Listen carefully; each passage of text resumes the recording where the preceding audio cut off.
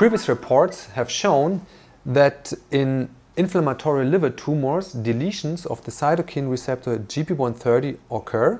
These deletions were all present in the so-called domain D2 and resulted in a constitutively active variant of gp130 without the binding of the cytokine interleukin 6.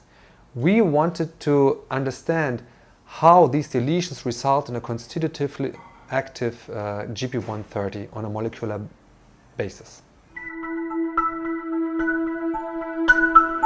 So we started with analyzing the three-dimensional protein structure of gp130.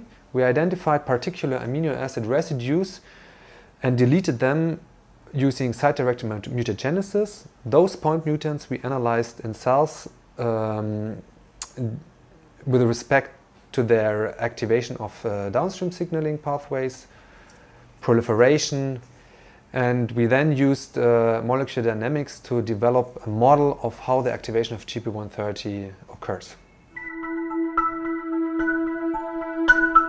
So what we realized on the three-dimensional structure is that domain D2 and domain D3 are first connected by hydrophobic residues, and second that the loop in which the deletion mutations occur in tumors is stabilized by an aspartate residue.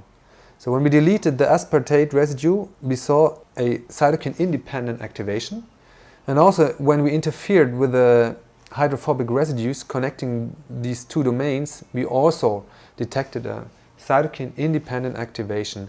Using molecular dynamics, we developed a model in which the inactive gp130 is connected by hydrophobic residues. And upon activation, these two domains change their conformation, and this conformational change then leads to the activation of intracellular signaling pathways.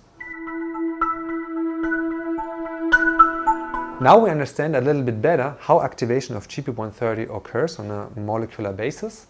We would now like to understand how cytokine receptors themselves are activated, and in a more global context we would like to understand how signals from the outside of the cell are transmitted to the inside of the cell. And with this we would understand how cells communicate with each other and how this communication is impaired in tumors.